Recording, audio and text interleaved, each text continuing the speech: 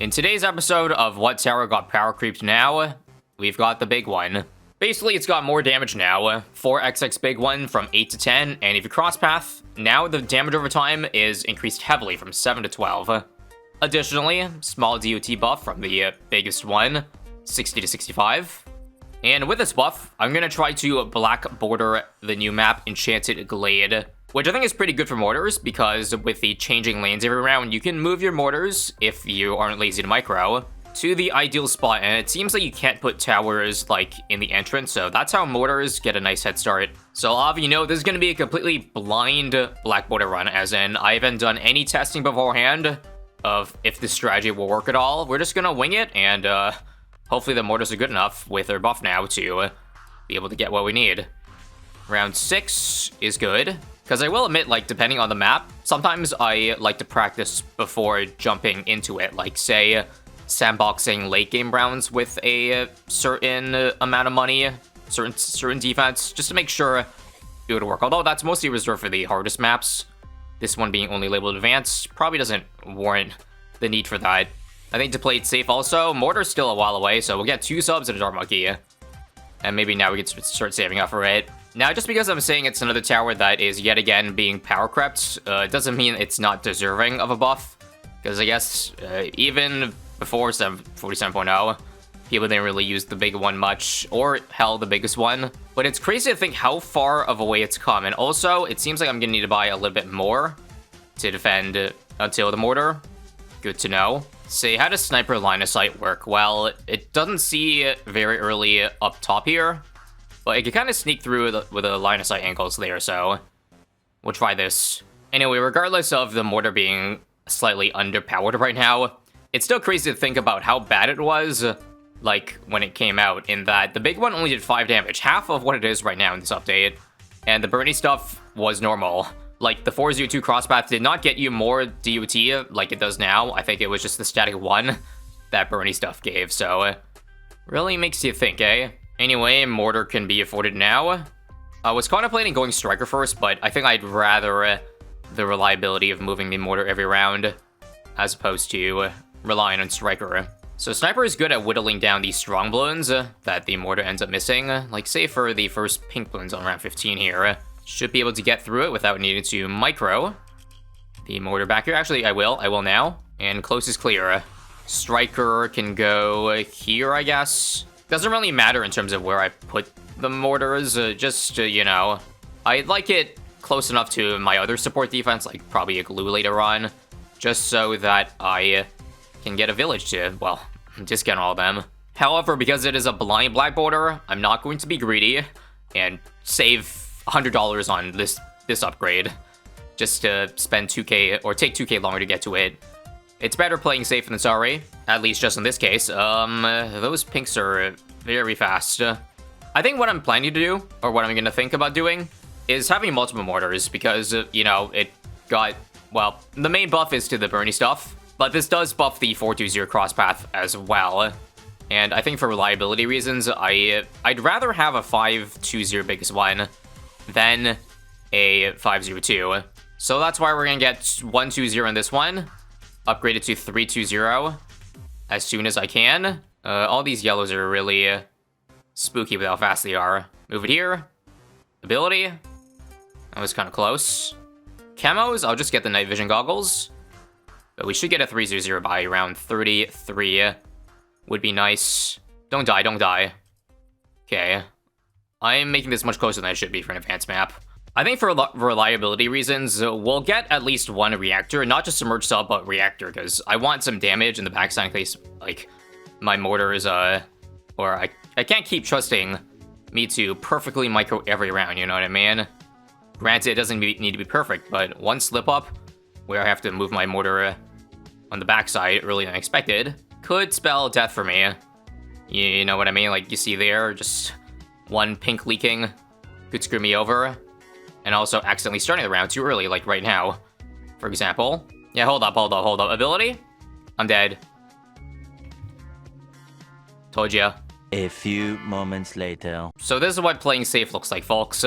Getting the 202 earlier this time, and not relying on our micro. In terms of micro, Early game Airburst versus Mortar on a map that switches lane every round is like Sada is to Corvus. Not even exaggerating. I'm gonna go for the 2485 upgrade, so that means I gotta be around 35. Hopefully it doesn't give me too many issues, yeah.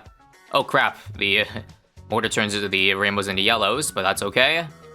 $200 more, $100 more, and easy. Submerge it, and that would be every round except 40, so now I gotta prep mob damage. Now, seeing as 36 comes out in the top right corner, that means the Moab comes out in the top right corner as well. Which also means my sub starts shooting its intel bullets very, very, very late. Remember, ISAB, don't get cocky here, okay? Don't get cocky. Spend more than you need to. $5,000 from the Moab. Don't penny pinch. Well, I've noticed Striker is currently level 8, so every terror gets 25% pierce. Spike Factory works really well with that, because that's basically a 25% damage buff, so I'm thinking this could maybe be turned into a Spike Storm late game. So, a 1-1-0 surely has enough spikes, and I'm okay to go to 40 here. No need to use the Striker ability until it pops. Let's Submerge now, and stun. Clean. Nice layering on this map, by the way. Our subs are now covered in tacky spikes. And I think now that we clear the Moab, and we're clearly good against balloons, now is a safe time to go for it. Actually, that was stupid. I should have just gone big one first, because we don't get any discounts on the tier 4. Just think of it as a cosmetic village, I guess. Our 10% rate is totally gonna be the difference maker. Totally worth the $2,000 spent. Doesn't really make a difference, though. Big one is here now. And now, watch as we basically one-shot anything rainbow and below, and two-shot cerams too. It basically turns the cerams into rainbows, or actually lower than that, it seems. Looks like there's a bit more than that, because I think the shell shock also has its own extra damage to the middle of a balloon. Or rather, what I mean to say is, like, if the balloon is far enough away from the explosion, it doesn't do the full 10 damage, it does a little bit less than that. If it's right on top, though, then you'll get exactly 10. And you see that clean layering, and not that it really matters, because the big one already has a lot of pierce, but it is a nice sight to behold. So we get jungle jumps in this one, and I think we're good enough now with this power spike that we can just leave this in place. I guess mobs are the only issue, because 10 damage per shot still means 20 shots to break down a Moab. So maybe I ought to, you know what? Yeah, let's get Mob Shredder on this. Make this our beefy spike pile. And maybe we can be a little bit AFK from here, because if we leave the mortar shots here, hopefully it explodes the balloons quick enough that they don't delete the spikes from the Spike Factory. You feeling me or what? Now, I don't know when I want to go for the 402 big one as well. Maybe for now I'll just roll the big one until I can afford the biggest one, or is that a bad idea? Again, especially during a black border. Don't know if that's something I should be risking. Yeah, I don't know how much this is to be relied upon either, because I have noticed if I do AFK rounds, the spike pop actually gets deleted pretty quickly. That's a problem, especially when there's only a couple Moabs coming in right now. Well, it serves me right again for doing a micro-heavy strategy. Mortars aren't always micro-heavy, it's just the map, once again. I think I'll get my second big one. Maybe, here's this, because the DUT, you want like, you want to burn the balloons earlier, so that the DT actually works on them. So I'm gonna micro one of them, but I think I'm gonna lock the other big one in place. Capiche? And you see with the 12 DUT, holy crap, it actually burns mobs pretty quickly. Take a look. Yeah, it did all the damage there in the Moab. Well, I guess that's what you get when you increase its burn damage by, like, almost double. Isn't that insane? Use a Striker stun here. And, wow, the big one, 402, legit, just broke down the entire BFB layer. Imagine that. A tower hardly even know for its single target damage, but is doing that. Fortifieds are a good test. Spikeball did get ran over a little bit there. Maybe I'll outbuff it before going for a biggest one. How we feeling about that? Before that, want to watch how quickly 63 gets shredded. Yeah, pretty quickly. Maybe even a 4th tier outbuff to buff this one. But I'll hold off for now until only if things get a little bit tough. But the thing is, attack speed buffs don't really matter on the Bernie stuff. As long as we Bernie the balloon, all we're really getting is the extra 10 damage on hit. So I don't know if that's necessarily necessary, you know what I mean?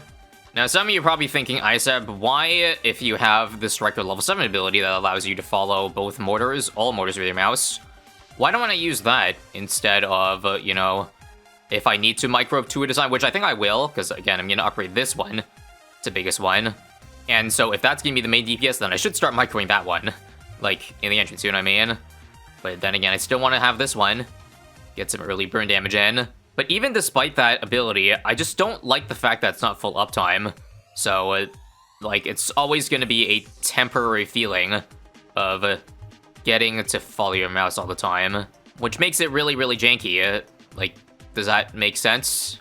Because, oh my god, Bloons turned the corner there. Highly considering, I repeat, highly considering getting support, but we're so close to the biggest one, so we'll just survive the next couple rounds here. This literally burnies all balloons and one-shots them. 76 kill was so satisfying there. I guess for science reasons, we can experiment on it, like, right after this mob pop, so follow mouse. And let me just see how long that ability lasts for. We're 2k off. Follow mouse is still active. Still active. And it appears it timed out now, because they're not following a mouse. Okay, so they do seem to target back towards where your reticle was before you press the ability. So that is nice. In that case, maybe I'll still consider using it. Biggest one now, by the way. I don't know, though. It still feels janky because with manual targeting, I would be spamming tab. So when I press follow mouse, it's not going to be in that stack spot I want it after it goes away. You feel me? Anyway, I guess we are manually doing both mortars for the time being. Actually, no. Because the biggest one is so OP now, what does it do the damage? And this be the backup / cleanup. Let's get some support in the meantime. So we need a relentless glue.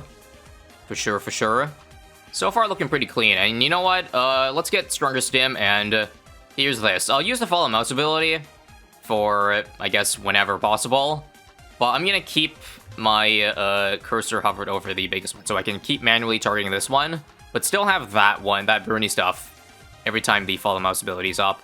That's, I think, the best compromise to, quote-unquote, micro 2 mortars at once, and not have it be super annoying. If we just say simply use at the start of the round, it's almost up again. We just have to wait a little bit. I mean, obviously right now it doesn't even matter, because biggest one is absolutely destroying all of this. See, I'm not gonna lie though, that uptime is so much worse than I thought. Rather, the cooldown takes so long to come back. It's only if the rounds take forever do we get the follow mouse ability ready for the next round here, like 86. Or press 2 to get some burny damage on all these. Oh my god, I didn't even buy camo yet. We'll get that now just so we can pop DDTs earlier. Get in overclock 2 to buff our biggest one. More follow mouse shenanigans this round. Overclock for more stuns. Stun all this. And again, provided we don't mess up here, it should be a pretty free black border. I should now just get stuff that is reliable for the backside, so definitely a snowstorm. Even though this thing is a SRAM stunner / shredder, there's always a concern for me that if I accidentally tab away for a second, it'll just run on through. All it takes is one. You feel me? God, that near perma-stun on the big one is disgusting, and that's only with an overclock buff, really. And I guess Striker. And hell, guys, that's not even the tower that got changed this update. Mind you. How about another follow mouse? We'll also buy a Spike Storm ahead of time, and I think just a first strike. The only thing we're lacking is BED damage. We get those two things, we're set. And I think the big one and the biggest one can handle the rest. 92 is actually getting fairly far. What did I do wrong? Probably nothing, just the rounds are getting harder. Now for 94. Each biggest one shot is doing about 3,000 damage, or rather 2 to 3,000. Not bad, eh? Jeez, they did not even hit the Spike Factory pile. We just locked them in place. What is there to say even? I didn't even use the follow mouse this round because it seemed like we didn't need it. Will do it for 96 though. This round's got a lot of fortified Moabs. How much is this doing? Hard to say because I think the biggest one is popping things way too quickly for it. But I'm feeling myself right now. Not in that way, but I think I'm not gonna spend any more money for the rest of the game as flex. I think biggest one can clear the rest, judging by how clean this is. I feel like this map, this is probably an advanced map due to the line of sight blocker. Is a very pretty map, by the way. I haven't given my compliments on that yet. But Ninja Create never fails to deliver on the art I've seen a lot of people complain about certain aspects of Bloons, not just BT6, but other Bloons games too, and how they work, but the complaints are never about the lack of art, or the poor art style. So they're definitely doing something right in that department. 97 here is going to be harder than 98, because it's really just a single target stuff that's an issue. But here we go. The densest round of them all should give us a new peak of DPS. So let's press 2. Hell, let's use the double damage ability for fun. And, oh right, I forgot to follow mouse. We're doing 7,000 each shot. Pretty good, eh? Follow mouse still active. You'll see when it times out when the mortar, the 402 changes its target. Yep, back to the entrance now.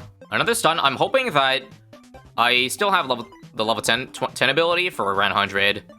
Just in case I do lack single target. And if I am lacking single target, maybe I should just buy a Spike Storm. And not flex my 30k. I don't know. The thing is, the Spike Storm will land on the active lanes too, I'm pretty sure. So it's only like half effective on this map here. Let's see, it's about a quarter left. Okay, I think we'll get it off, but it's gonna be a little bit tight, I think. Bring on the final round. If something is an issue, we should panic drop something immediately. Crap, what would that be? You know what? No, let's not hesitate. A second Spike Storm has entered the Enchanting Glade, because I do not trust this 60 damage per hit here. Even despite the Spike Ball here, I'm not gonna make myself look like a fool, even though that would be considered to some people content. Use an ability just to make sure we're getting low. Level 10 for double damage. And come on, where's the last damage phase now? Strike and clean. 1.655 on the biggest one. And how much on our other guy? 228. Could have been a lot more if I, you know, made this guy target at the start of every round. But that was really easy. Again, not sure if that's because of the map being pretty easy because we have global range towers, or because the mortars are actually pretty solid. They're mid-game, carried us to getting biggest one easy, and biggest one carried us all the way to the end. And that, folks, is how I ended up beating Enchanted Glade, Chimps Mode, Black Border, completely blind. Thanks for watching.